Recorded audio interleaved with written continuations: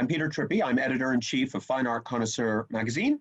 I'm based in New York City, and I'm delighted to be co-hosting this first of several conversations among artists, dealers, and other opinion leaders in the art world. This is an extraordinary time in our history, so I thought that we should get together and trade ideas and information and images. I want to introduce my co-host, Katie Whipple, the artist based in New York City as well. Hi, Katie. Hi, hello, everybody. Thanks for being here with us. It's a pleasure. I think that it would be fun for us to introduce ourselves. We've got three great talents here on the screen with us. I'll begin just to say, in addition to being editor-in-chief of Fine Art Connoisseur Magazine, I'm an independent guest curator of exhibitions of mostly historical art. I'm working currently with Historic New England in Boston on an exhibition that opens this fall of paintings primarily from the 19th century. Katie, would you like to say something about yourself? Sure. I am a painter based in New York City. I am also associated with the Grand Central Atelier, where I wear many hats, mostly doing more development roles there right now, as well as teaching. And yeah, mostly just a painter of flowers. Great. Mario. My name is Mario Robinson, and I'm a watercolorist working in American tradition, and I've been a professional painter for 26 years, and I'm excited to join you. Alia? Hi, I'm Alia El-Bermani. I am a primarily figurative painter now living in North Carolina. I opened up my own teaching studio a few years ago called Alia Fine Art Studios, and also was a co-founder of Women Painting Women. And yeah, just painting and drawing away. Laura. Hi, I'm Laura Grenning, and I have had the Grenning Galleries for 23 years now. I was actually originally an art student at the Florence Academy of Art, and I was so blown away by what they were doing. I came back and I bought a bunch of paintings and showed my friends and couldn't stop talking about the work. And frankly, I don't have the patience. I think what painters do is kind of spectacular, and it takes a lot of patience and care, and I just don't have the patience to stay in a studio. But I've been, and I've known Peter for, gosh, many years. And anyhow, the Grenning Gallery is based in Sag Harbor. We've had different iterations, either Palm Beach or New York City, but right now we are hunkered down in Sag Harbor, New York. Great. Well, glad to see you all. This is a thrill. I miss you. It would be fun to be together at a party, but we're going to make it a little bit of a Zoom party. There is no wrong answer. It's very informal. The idea is just to talk through a few ideas related to what's happening now. Specifically in our chats, I think that we might want to address issues like, how are things going for you and your colleagues during this pandemic? Can you please provide some examples of frustrations and successes? What do you see on the horizon for you, your activities, and the field of contemporary realism? Next month, 3 months from now, next year, we can talk way down the road if you want. And also, how can people watching this program support you, the people you know? How can the viewers of this program make a difference to the future now?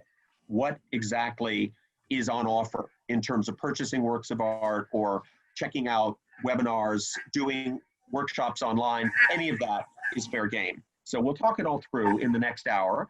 I thought it would be smart to zoom in on specific images from some of you so that we can see what you're working on, what you're handling now.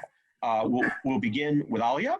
That's Dale's cue to put up the slide deck, which is just some, well, tasters of what she's been working on. There we go. Great. Yep. Okay, take it away, my friend. There's a slide coming. The next slide should be, yeah, that's a work of art. Gorgeous. There we go. So this painting was part of a solo show a little more than, well, actually it was about a year ago now, that was 5 months after the passing of my mother. And so the whole show, it was called like Sound Through Water. And it was an intense moment in my life, trying to not lose an opportunity to have a solo exhibition while also processing grief. And I sort of felt like I was a journalist or a scientist examining myself through this process. And this piece came about because I was struggling to find that balance as my mom got sick of being a mother and taking care of my mother. She lived in Massachusetts and my family's in North Carolina. And so for months I was apart from my children. And so when I finally got back to North Carolina, the thing I craved most was that connection with my children. And this is my daughter. But I also was processing that grief. And so there was that missing connection of my mother as well. So for me, this painting and the windows became a symbol for seeking connection. And that fog that I was in that moment. The windows have now stuck with me. And if we can advance to the next slide, we can move into more current work. So now I've had a little more time to process grief. Of course, it never leaves us, but the windows themselves have become a symbol for both our own varied perspectives and how that can be shifting and different for each of us, as well as just a physical barrier that obstructs our view or confuses our view. So it's multifaceted, and I think there still is that current grief included in this. I'm not sure what that feedback is. I don't know if you guys are hearing that. I do hear it. Maybe Mario can turn off his, mute his sound, and I will do the same. And that should eliminate everybody but our speaker. Okay, let's try. Okay. Okay, so yeah, so this one is titled Disrupted View, and I painted this model twice, one in front of the mirror, the window, and one behind the window. And I think of them as sister pieces, and it's both how we look out at the world with our own set of perspectives, and there's a varied view of how we're perceived as well. Just kind of interestingly, this she became a scholarship student for me in my studio, and her mother is now in New York, so she is just about 18, maybe not even quite 18, and she's taking care of all of her siblings, while her mother is a traveling nurse in New York, caring for so many in New York. So I think as this pandemic has happened, the work has taken on different meanings as well. So we can move on to the next slide. So all of this work, this new work after that first painting, Adrift, is for a show that opened the week before North Carolina shut down. It's a two-person show at the Mahler Gallery called Common Thread, or Threads. We go back and forth whether it should be plural or not. This was the first piece that I painted for this exhibition. And again, I only gave myself 5 months for creating this work, which I don't recommend for any artist out there. But this one really, I think, captures that idea of feeling contained and vulnerable, and how windows can reflect and also conceal. And for me, it was really important for me to paint these works from life. So I installed all these dirty old windows in my studio and had the models come in and paint from life. And that interaction and that time with the model was so valuable with me. And then when they weren't there, I was working on the windows and developing the painting that way. Okay, we can switch to the next one. So here's that other sister piece for the other one of the same model. This one is titled Single Thread. And I love words. So I always try to create the titles always have meanings in my work. And this one, even though there's 2 images of threads, in the painting, it's titled Single Thread. So for me, it's that other plane of existence that potentially exists. So in the very first painting, Adrift, I was seeking that connection to my mother, who was, in my mind, somewhere else. And that thread in this window could either be a reflection, but it's not quite exactly the same. So is it on the other side of the window? And that ambiguity becomes really fascinating to me in my own work and when I view other work as well. And so I seek it, even in just a portrait. Okay, we can switch to the next one. And then this, I think, is the final image from this body of work. There's more that is at the gallery, Mahler Fine Art. The gallery has been under quarantine as well. I'm not sure how we'll proceed with that. I think they're gonna have the exhibit up once everything starts opening up again for some time. Yeah, and then this one, the title, it means something different today than it did the day that I painted it. So Unseen Connections. I was more interested in our similarities. I think our society right now is putting people in boxes, and I don't mean that in the Zoom Hollywood Squares fashion. I mean, we're all categorizing each other, and I want to celebrate the things that we are more similar for, because there's more that we are connected with than that we are not. And so here is an example of the window. They're sneaking under it. It's no longer a barrier. The exciting thing about being in North Carolina right now, or, you know, I've been here for 10 years now, the support that North Carolina has been giving its artists is incredible. I am so blown away. I moved here from Los Angeles, which is a much bigger pool. I do miss that strong figurative community of Los Angeles, but there's so much more ingrained support, everything from like restaurant workers supporting artists and artists supporting restaurant workers, and funding being created. The very day the shutdown happened here in North Carolina, 6 nonprofits got together and created a fund, and now they've given over $80,000 to artists directly, no strings attached. I am so grateful to be in a place that values the arts, both dance, music, theater, all of it. And the piece, Disrupted View, is now in contention for the Raleigh Municipal Collection. So they can't have their open to the public meeting yet. So they, even with questions of access to the internet, you can't consider Zoom a public meeting. So once they're able to have their public meeting, they'll be able to put the gavel on it. But that, I mean, that kind of support is just invaluable to me as an artist. I feel appreciated, I feel seen. Yeah, it's wonderful. If we want to advance to the next slide, I think this is just kind of capturing links for that show that I was talking about, kind of price range overall. All my teaching, I've had to really quickly learn how to go from being able to draw on somebody else's drawing and take all my information and put it online and connect.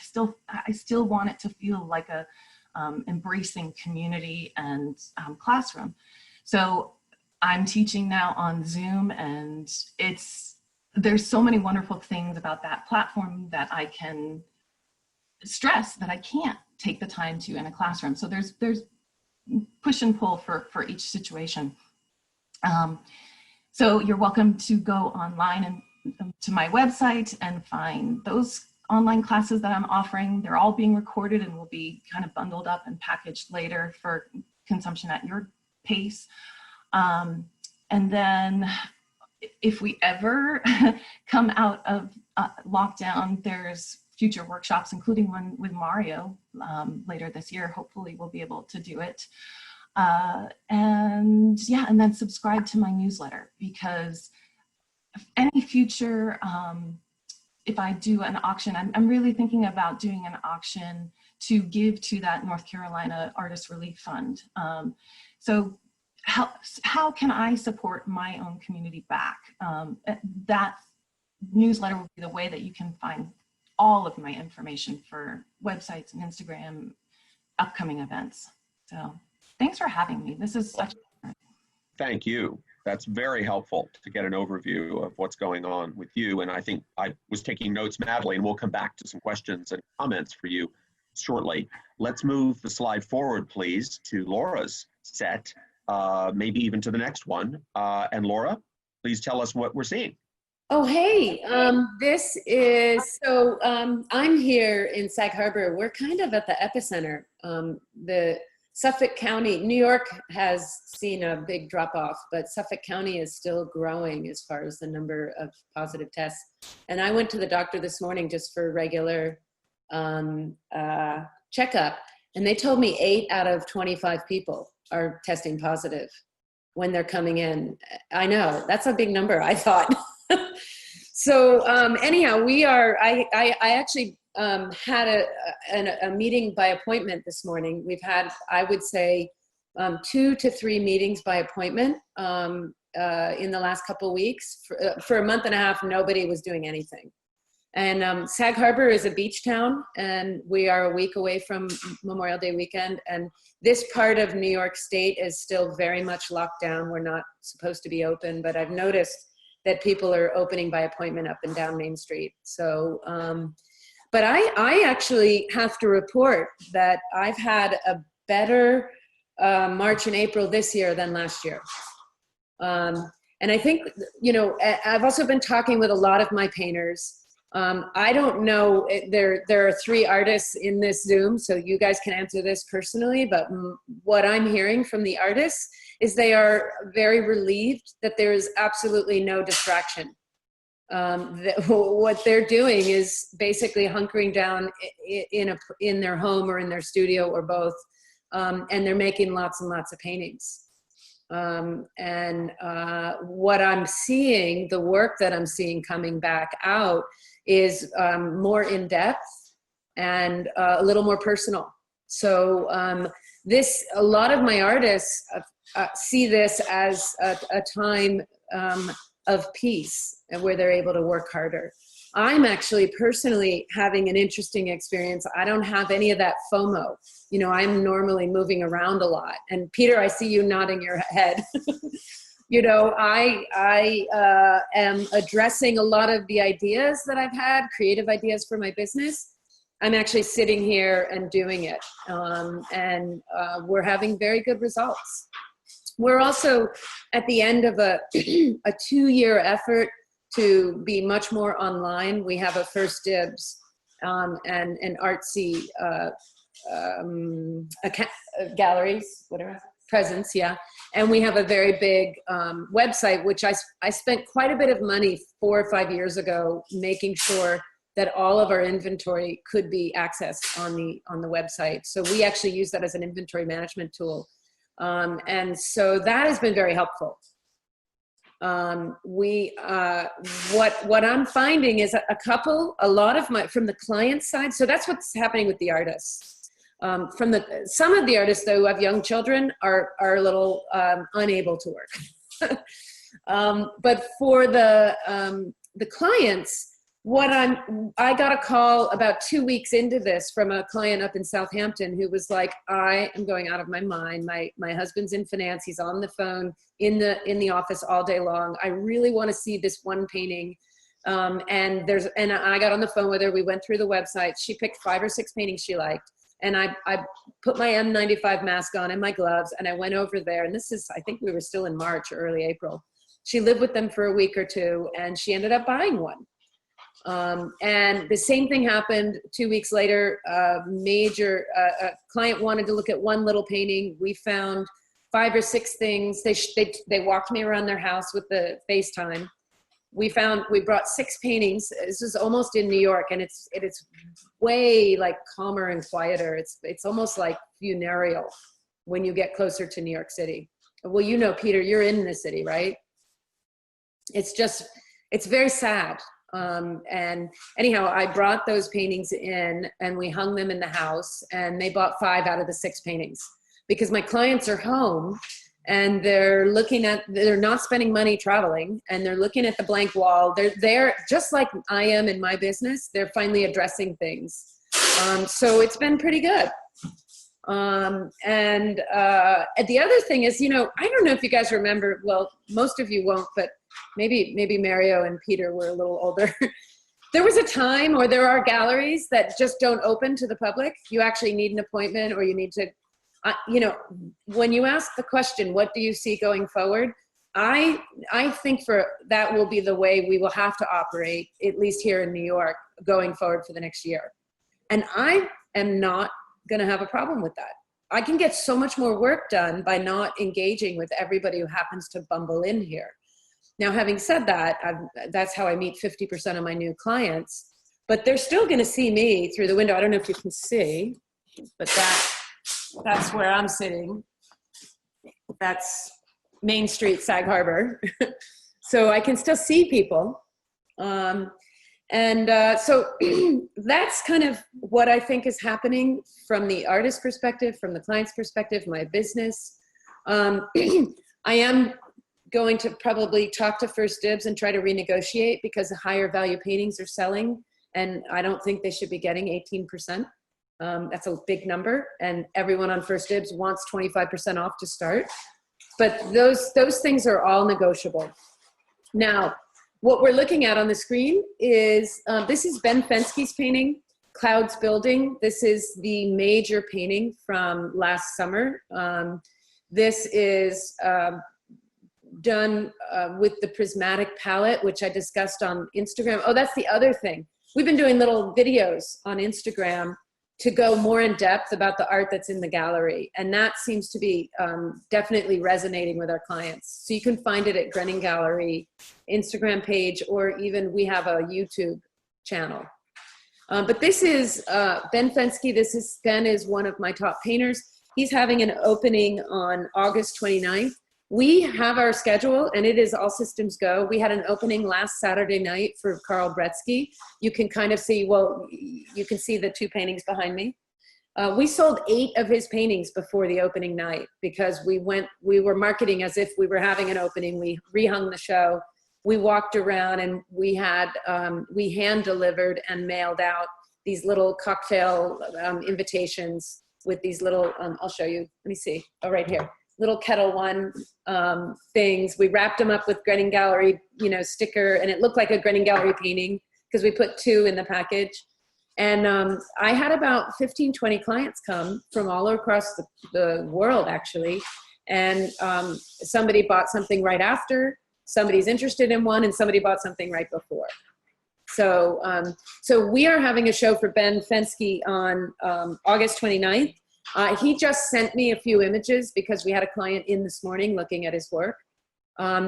There's a lot more finished work now than there would have been at this time, because he would have been winging around, going to different, either teaching different workshops or just traveling. So I'm very excited about his show coming up. This is, in fact, his work is selling so well, and I see that clients are looking for larger paintings. This painting is priced at a level that's going to change. If this painting is still here, it's going to be more expensive in 2 months. That's what's happening, is clients are buying larger paintings in general. We can go to the next slide. So Peter, do you have any questions? No, fantastic. Thank you very much for all these insights. That's just great. Keep going. We'd love to see more slides. Okay, this painting is gonna always be the pandemic painting of the year for me. It's called Bungalow Comfort. And this is by Carl Bretsky, who we just had the opening for. His stuff is selling very well. He's a relatively new artist to me. He was a group show artist for a couple of years, and we gave him his first solo show last year. He's had another solo show that we just hung now that's already doing well. Carl Bretsky also studied, Carl Bretsky and Ben Fenske both studied with Joe Paquette in Minnesota. And Joe and I have had a lot of really interesting conversations. I don't know, Peter, do you know Joe Paquette? You should know him. Yes, I do. I do. He's Yeah, so he's great. interesting. Yeah. So one of the amazing things about Carl Bretsky's this painting is it shows it's like that old luminist tonalist kind of tradition of the wild landscape with the warm note of a human inside a home sheltering in place. And sheltering in place is what we've all been doing. And this looks like a snowy day in Minnesota. And you've got all the different colors of light. You've got that white light behind the house. You've got the warm light inside the house. You've got the reflected light on the little shed between the two buildings. But then you've got this car that's like zipping by. It's really hard for classical artists to show movement. Classically trained artists are really used to studying getting the elements exactly as they are at one moment in time. But this is a classically trained painter who is showing movement. And I just think it's such a brilliant picture. And it will always remind me of this period where we've all been sheltered at home. You can do the next one. Mm-hmm. Yeah. You can do the next one. Oh, this is Victor Budko. So Victor, so Carl's show is up until June 1st. Victor his show opens on June 27th. And this is a bright and beautiful image called Docks at Deering Harbor. And it is done en plein air behind Jack's Marine on Shelter Island. And it's looking out at a very traditional Deering Harbor scene. That's the Shelter Island Yacht Club in the distance. And beyond that, you would see Greenport. One of the things that's great about Victor, Victor came to me through the Russian-American Painting Alliance that Ben Fensky and I founded in 2016. He had been invited to Russia with a couple of my other painters, and we invited a bunch of those painters back. They painted in Maine and for a month, and then down here for a month. And we ended up representing 2 of the 5 or 6 painters. And Victor, not only did he come back, he ended up marrying one of the Americans, and Kelly Carmody, and they actually stay, if you can believe it, at my mother-in-law's house on Shelter Island when they're painting. My ex-mother-in-law's house. Anyhow, I love this painting because you can almost feel the boats rocking, and that dark light in the foreground, and then the blue light of the bay. I just think this is a great picture. And this is available, and it's at the gallery. He's going to have a whole bunch of new paintings, and we just heard that he's driving down here to deliver work in the next week. And he'll probably be down here painting. We can look at the next slide. Just check time. Oh, this is Darius Yektai. So, everybody knows my Grenning Gallery is all about artists that are classically trained, but there's something that's come pretty much from Fensky and also Nelson White, that really lush use of paint. And Darius Yektai is somebody I've known for 20 years. He's a local painter in Sag Harbor. His father was a famous abstract expressionist painter, but Megan Toy, my gallery manager, created the concept of thick and wet. And that was a show where we were highlighting artists that use the technique of impasto, really thick and wet. You wouldn't believe these paintings. When you see them, I've seen in his studio, he has tubes of paint like this big that are oil paints. And it's almost like he gobs it on with his hands. And so this is much more expressionistic and abstract, but I think they're kind of amazing to see. And we have a lot of more contemporary homes out here. And he's very much inspired by nature, and he's also kind of king of the canvas in that he's creating these compositions that are very strong. Darius's opening is the next opening, June 6th. He's also going to be on the cover of the Hamptons magazine. I don't know if he's on the cover. He's having a feature article in Hamptons magazine coming up. We can go to the next one. Sarah Lamb. Sarah Lamb is like the little engine that could. She and I have known each other since I gave her first show when she was studying at the Grand Central, or it was at the time, it was the Water Street Atelier. She is a delight as a person, and another painter like Carl Bretsky, incredibly consistent in execution and composition. Oops, we lost the image. Anyhow, this painting is going to be featured. Which one do we have her in? Megan, do we have Sarah Lamb? Is she in the? Yeah, she's going to be featured. Her new work will be featured July 18th, but there's kind of a backlog of orders. Like, people love her work, and we do a lot of commissions. I'd say we get a commission a month for Sarah Lamb. So my guess is this painting will no longer be available when we get to July 18th. So Sarah is with her husband and her daughter, and I think that they're driving up from Texas. They live in Texas for the school year and southeastern Pennsylvania for the winter, the summer. So that's Sarah Lamb. And the next slide. Nope, that's it. Oh, that's it. Okay. Those are marvelous slides. Thank you. What? Marvelous slides. Yeah, and I just, you had asked, one of the other questions you asked is, what can everyone do? I appreciate like the community outreach. I think that a lot of us are shopping on Amazon, and I think what we can do, because number one, as a gallery owner, but number two, as a hometown Main Street business, figure out how to patronize your local vendors.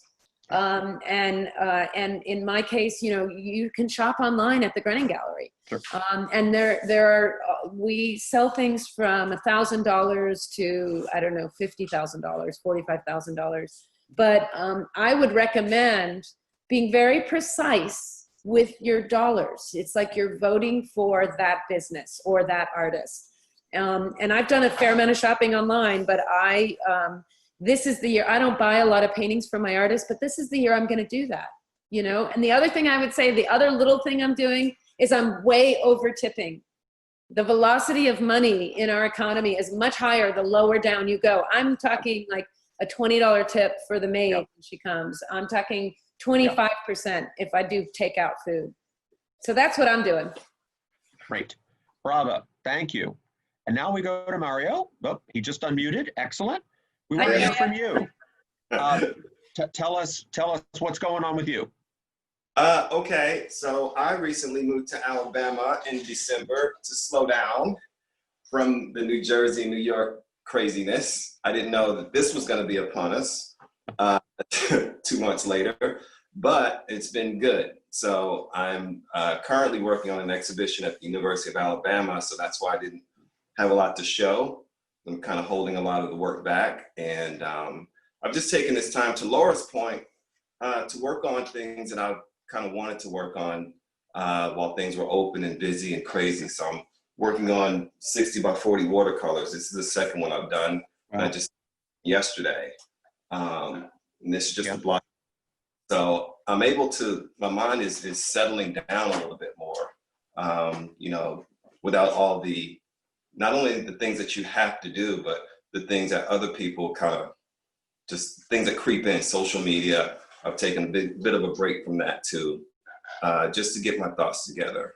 So that's what I'm doing. And I've taken this time to talk to young artists, at least one young artist every week on Zoom, and just trying to advise them. I did a live for Winsor Newton a month ago, and I got a lot of questions in the feed, and I mentioned that I was going to do it, and I just got inundated. So I try to pick, one young artist a week to do that, and it's been revelatory, because I wouldn't have done that without the COVID. It's just to make time for other people and be open, and I'm finding that I'm kind of connecting that way, and I'm not really a social person, so the COVID hasn't really affected me that much, because I like being by myself. I like being in the studio painting, but that's what I'm doing. So I wish I had more work to show. Well, no. That's great. And please tell us more about the University of Alabama exhibition. What is the plan? Is there a theme, etc.? Yes. So, so the theme, the Paul R. Jones Museum is located right on the campus, and it was started by an African-American art collector. So I was contacted once they found out that I was here. We had a studio visit and chat and everything. And they kind of like the theme of my work. So the theme is going to be kind of like a walk through history. A lot of the people that I paint are older African-Americans, younger African-Americans, So it's going to be kind of on that kind of bent. So I'm going to have about 20 works in the show. And what's the timetable? Roughly, what are they hoping for now? Yeah, now it was supposed to be this month, but they're hoping for probably September. Yeah. So, okay. Yeah. Great. Well, we'll definitely promote that when it's ready. Please keep us posted. That's great. Thank you. If everyone can turn on their mics again, now it's time to chat. It's fair game. My mind is spinning with all sorts of interesting things you've said. But Katie, did you want to start us off? Is there anything that's burning in your mind based on what you've heard? Well, first, I just wanted to thank you all for agreeing to do this. Peter and I kind of put our heads together, maybe like, it wasn't even that long ago. It was like 2 weeks ago or something. And we were like, let's just try something. And it's just really wonderful that everyone responded so enthusiastically, and especially what you've all shared here just in the last half hour is I feel really grateful to be part of such a wonderful community, but also to be able to connect in this time and to share. I feel really lucky, because I would never get to be on a call with you all like this, and in other times we would just wait and see each other at an opening or whatever, and yeah, it feels special and really intimate to have this. So I just wanted to say thank you, and thank you for sharing and being so open. And yeah, I'm trying to think if I have any questions or topics, but no. I'd like to touch on something that's of keen interest to Katie. You know, that you were talking about Grand Central. The fact is that how wonderful that Mario has been talking with young artists, Yes. mentoring them one by one, Yes. people that it sounds like he got to know through the Winsor & Newton event or possibly other avenues. You know, how can we work on that? I'm concerned about students feeling like they're at sea, lost, you know, now what? Because they're disembodied. This is so much a field that involves being together and looking at a live model or whatever. Tell me more about that. Anybody? What do you think we can do to help? Something that I've been, sorry, Mario, I'm stepping on your toes. No, Go ahead, Mario. We'll let you go. Then Alia. Yeah. So oddly enough, is a lot of the anxiety and thoughts that I thought that they would have, they don't have. And maybe the advantage of being young. Yeah. Still in this whole world of how do I contact a person to get it in a magazine? Yeah. How do I get my work shown? The pressures of social media, creating work specifically for social media. That's a big thing that a lot of them are talking about. And once I do get out of school, Alia's reaction. Really breaks my heart. Don't do it. my mind is blown with this question, and I'm absolutely loving it. And they have this angst that doesn't relate to the COVID, because a lot of them aren't paying a lot of their own bills. They're worried about when they do come out of school, how do they get started? And I'm happy that a lot of the questions are about content. They start talking about social media and nothing kind of saying anything. And I think that's why they contact me, because I find a way, most of the time, hopefully, to say something personal. Right. So that's where their angst is. So Peter, to your question, maybe something geared towards younger people, you know, if Streamline were to do something like that. Yep. It is healing, you know, when they're able to talk about their issues and their future. It is it goes to the mental health of our young people. Yes. You're here. So, yeah. Very important. Alia. Yeah, something that I've been doing, because I know just like I've had to turn everything online, a lot of our just regular school teachers have had to turn their classrooms online. And so I connected with a high school art teacher, and just once a week, every week, I'm meeting with 3 of his classes for an hour and giving them the same lectures that almost the same. It has to be pared down quite a bit time-wise, but almost the same lectures for the portrait class that I'm teaching for anybody else. And they're getting information that they wouldn't otherwise get. And it's also helping this art teacher who is feeling overwhelmed by just that switch to online. So that's been really rewarding for me, and they're contacting me privately when they want more, and it's so lovely, that connection to a younger generation. Both my kids are in high schools, and they're not interested in it. So pay it forward to some other kids. Sure. Good. So I'd like to ask the artist a question about something really interesting that Laura said. She said that she can envision a world coming soon where galleries are by appointment. The door is not unlocked, and it's working for her. What do you think about that vis-a-vis newcomers stumbling upon your work, as opposed to people already in the swim who know Laura, know the gallery, etc.? I'd love to hear your thoughts. And it's not about Laura in particular, it's about her observation. We'll start with Katie and work our way around to Alia and Mario. Just tell me anything that it's. Yeah, I mean, the first thing that pops into my head is most people are discovering us through social media these days anyway, right? Yeah. So a lot of the discovery is happening online. The only thing that,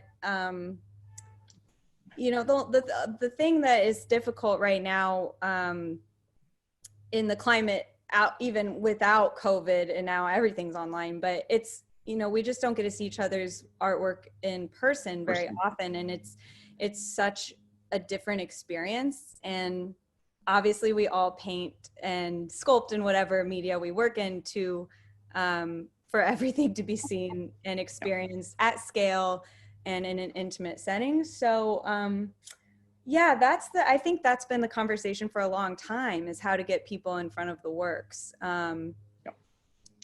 So I'll jump in for a second. It's a really good point. I don't want to lose it. To come to Laura, you're so blessed to have great clients in your area that you can bring the art to. They can live with it, see what it feels like. What about a client across the country, Laura? How would that work if there's shipping involved, the risk to the art? Shipping is all screwed up in this country right now. Forget transatlantic, forget it. What do you think about that in terms of a barrier to falling in love with the object? Well, I gotta say, I mean, I have a pretty progressive and open approval program. I've always had. We have not had a problem shipping, right, Megan? We haven't had a trouble shipping. Knock on wood. I'm talking to Megan. Yeah. They're just a little slower, but I have this situation right now. There's a $20,000 painting called Water Lilies by Darius Yektai. It is the painting that got him this show. It's a great image. And there's somebody who's actually a senior at, I'm not gonna say who, but she's a senior at Stanford University, and this is gonna be her 21st birthday present.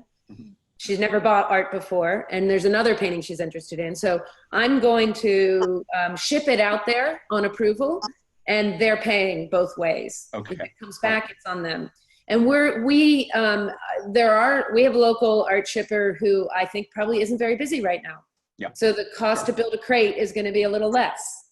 You know, there are people, you know, the DHL, they were a nightmare yesterday. We couldn't get through to a human. You know, DHL is better for shipping to Italy. We have a painting going to Italy out of this show. And the other thing is clients are kind of psyched because we don't need to keep the show together. We can actually cash and carry. Normally you have to wait a month for your painting, and this guy bought the painting a month ago and he wants it now, so we can do that.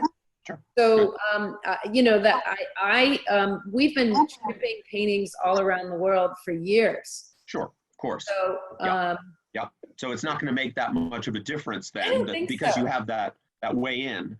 Alia, and an artist like Mario, who has a national reputation, people know what the painting's going to look. They can look at the image online and make a decision in many cases, because you've been showing for so many years in so many places, right, Mario? Yeah. You're so right, Laura. You're so right. You know, I want to kind of front of Alia, but go ahead. I think that the creativity that the Grenning Gallery has shown as a brick and mortar business, using the technology now, when you're kind of forced a little bit to kind of play jazz, and I think that that's something that galleries should maybe follow suit on, you know, because you need both things. People are so comfortable now with sitting in their pajamas and shopping. That's why Amazon is so successful. So I think having the brick and mortar to actually have events and see the art in person and have a celebration of the art is important, but using the new technology is also important. That's where we're going, you know. Yeah. Yeah. I mean, what I'm probably going to do at the next opening, is I'm going to do 15-minute visits. You know, you'll book in. You can physically come in now, because last weekend you still weren't allowed to. But I think by June we'll be able to have, you can sign up for which 15 minutes. We're also going to do a preview at the artist studio the week before outside. Right. I see. Smart. That's good. But that brings it into intimacy, because that space has its own magic. The studio. Yeah. Good. Alia, sorry. Your thoughts on this? No apologies necessary. I think it's fascinating. I think, like you all have been saying, there's so much opportunity now online, but I do worry, going to be the little caveat for us to all think about, where I'm a painter. I paint for everyone, and a gallery already is a barrier to some people, and having the door open lets everybody see my work. Anybody it's an equalizer. Museums sometimes have fees that makes it not possible. The bus fare to get there. I think, there's a solution for that. But it does make me concerned. I feel like less eyes may potentially see in the flesh. Right. Now, would you agree, all of you, perhaps, that in fact, those gallery districts that rely upon tourists and other people going out for an ice cream cone or a nice meal in these sort of more dense areas have different challenges and advantages than a gallery that's sort of out on its own? You know, that idea of someone stumbling into a gallery is different for those different scenarios. And I feel like, you know, we've got to, as proprietors, establish what is that set of conditions that we're facing. Laura's are very different from X gallery in Jackson Hole, or some gallery that operates in a strip mall. That's actually quite good. You know, there are plenty of galleries that are not necessarily in fancy neighborhoods. So I think we all have to be flexible that way and not try to come up with a blanket rule. I think I also would like to touch on something for all of you. It has to do with internet access. Everything we've been talking about pivots on having a good digital connection. There are lots of people who don't, whether it's through poverty, through living in a location that is not that good with the connections, and may never be in the short term, although I hope that's going to change. What are your thoughts on that issue, including, by the way, generational? Some older people may not ever get that savvy on operating the internet. Anybody? Well, it is a concern, right? But how do we fix it? I have no idea. Because libraries are closed. That used to be where that population would go. Yeah. I don't have a solution. I wish I did. Yeah, I was actually listening to NPR yesterday, and there was a segment on this exact question about libraries and internet access, and how libraries are kind of like in this in-between category where they're not being treated more like a school, where you know, so this time is so challenging, but one of the real blessings of this time is seeing all these gaps. They're becoming so obvious. So hopefully we'll get really good solutions to some of these problems. They're coming into sharp focus. Absolutely. It's a really good point. And this one clearly must get fixed. There's no reason that a rich country like this can't have universal, comprehensive Wi-Fi for everyone. Not necessarily free, that's not what I mean, but available at least to tap into. Mhm. Well, don't like, there is like, if you have like in my neighborhood, if you have the Optimum cable account, you can get onto the Optimum Wi-Fi. And maybe part of what's going on here, maybe there should be a law that anybody can tap into that Wi-Fi. Yeah. Because the system's already there. There. If Right. you've got a cable system, there's Wi-Fi in, at least in semi-urban. I mean, I'm kind of in the country. So maybe that's something that they can, there's going to be new ways of doing things that are going to last. And that should Yes. be one of them. It's like public. We should realize that should be public. Good. Absolutely. No, Yeah, like I think that's crucial. PBS station for online. Yeah. Exactly. Now, let's talk a bit about the creating of artworks that register better digitally, as opposed to are hard to read. Tell me about that. You know, not just scale, because you can always put the dimensions on. You can always have a person standing next to the work of art to show how big it is or how small it is. But what about texture? What about sculptures that need to be seen from different angles? Do you have any thoughts about where that takes us? Actually, this came up yesterday. The painting that, black and blue painting that I showed you, that is an artist that he has an underpainting, and then there's an inch of resin or a half inch of resin, and then he paints this very thick impasto on top. And the water lilies painting, I got a call from the art consultant. She needed to see the painting in a little bit more 3D, because we sent all the images out. But if you've got resin, which is highly reflective, and then you've got this 3D sculpted oil paint on top of the resin, you can't see that from a flat image that's on Instagram. So I did we were FaceTiming. It didn't work great. So then I did a video where I walked around the room looking at the painting from all the different angles. Then I walked up to the painting, and I took my fingers and went along with an angle so you could see my hand go up and down. You could see my fingers literally disappeared inside the impasto. And then I showed her the edge of the painting, you know, with the half inch of resin so you could see through. And she said, "Oh my God, that's great."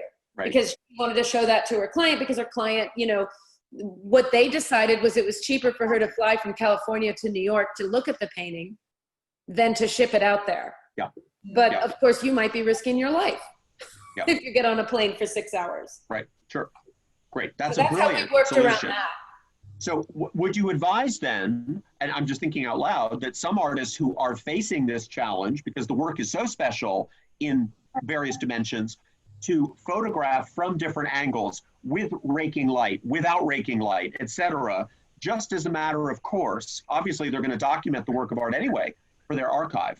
That sounds like one way to go. Yeah, and I Think think a little also, more creatively. I think a little video. A video. You know, if Sure. there's a way of storing or showing, there is a way of showing videos on Instagram. Sure. Instead of the still shot, just Yeah. add a moving image.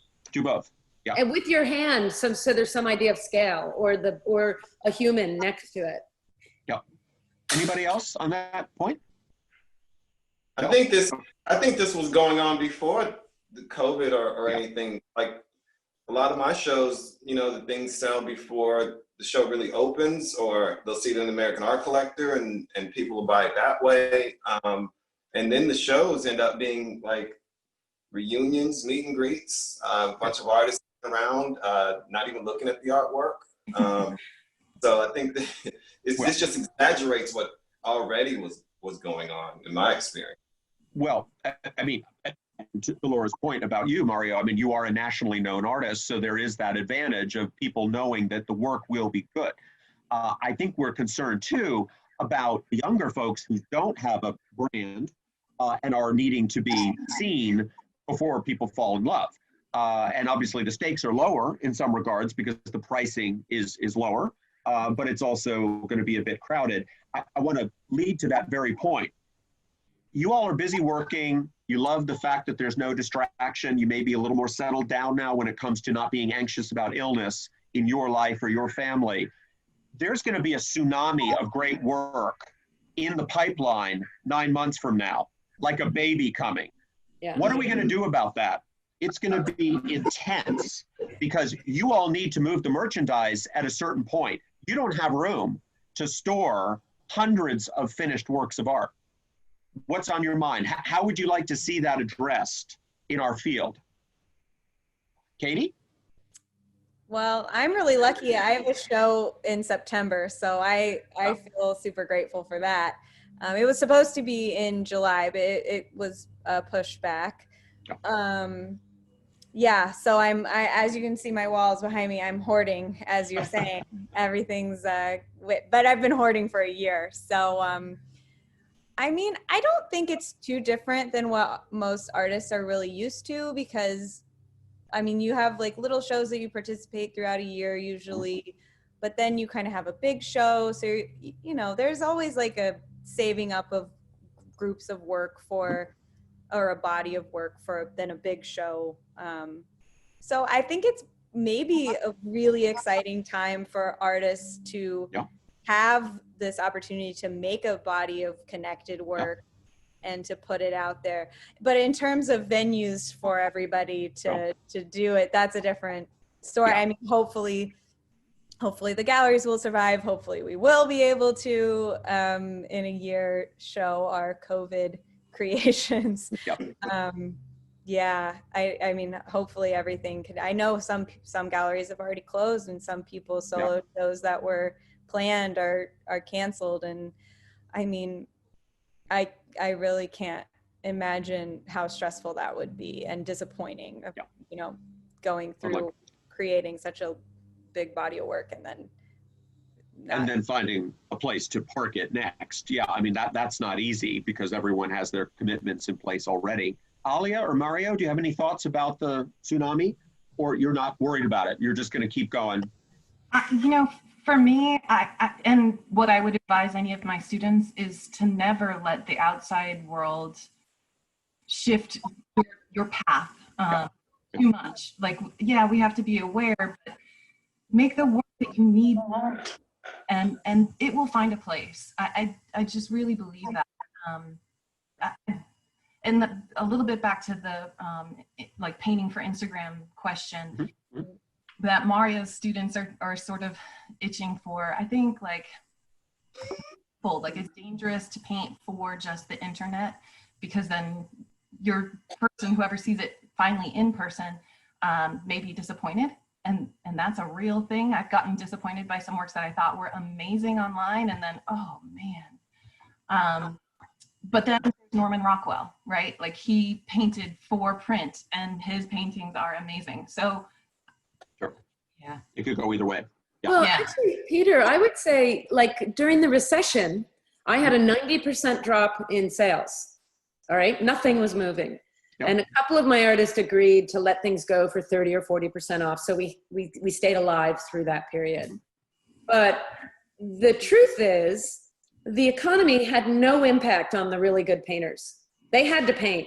Their lives didn't change. They had to keep going. Wherever their mind was, whatever they were thinking about, the true artists, it was no impact, because they weren't painting for my gallery to sell paintings. They were painting, they had to make those paintings. Right. And then in 2012, it didn't really, we didn't get the economy back out here until 2012. So that was 4 years or 3.5 years of really bad times. I had a lot of great paintings. So 2012, 13, and 14 were big years for me, because there were great paintings by great artists that had stockpiled. Yep, great. Well, it's great that you were still open to offer them. That's the key. You know, I'm delighted you made it through, because you're a great entrepreneur. And we want that for our field. No, I'm just stubborn. You were holding on. Got it. Well, this is great. I'm out of questions myself. If anyone wants to raise a point or comment, please do. If not, we'll begin to wrap up. Okay, all right. I just wanted to point out a few things, if I may, and I'll be doing this during our series of conversations. Streamline Publishing, which publishes Fine Art Connoisseur Magazine and issues Fine Art Today newsletter every Thursday. We have a few other programs that we just want folks to know about. Every day at 3 o'clock Eastern Time, we do a 3-hour segment from one of the Streamline art videos. Those are programs prepared already with master artists, and we essentially give away 3 hours so that people at home can follow along. It's fun because obviously there are a lot of people out there who are bored and want to improve their artistic skills. So that's something easily found on Facebook, Streamline Art Video. Also, we are giving away an amazing little painting by Joseph McGurl, the great landscape painter, paintinggiveaway.com.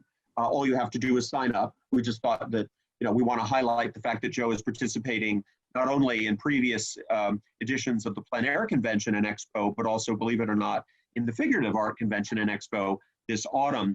That will run from October 29th to November 1 in Baltimore, Maryland. So Joe is going to grace us with his presence. We have some other great artists working to prepare for that. Figurativeartconvention.com is the website for that event.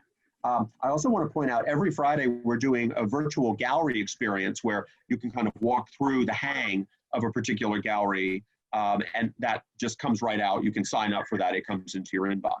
So anyway, we believe in artists. We believe in dealers. We are absolutely determined to make sure that every gallery we love endures this nightmare. And some are doing it brilliantly, like Laura. We applaud you. I'm glad sales are strong. You've got great artists. And we all want to take a page from that notebook. So thank you. And you 3 artists are tremendous. Keep doing the great work that you do. We're all in this together. As they say, it's not just a slogan, it's true. We believe in you. So thank you. We appreciate your time. Thank We you. also appreciate Dale as our technician. So signing off. Thanks again. Bye-bye. Take care. Bye. Thank you. Bye-bye. Bye. Love you guys.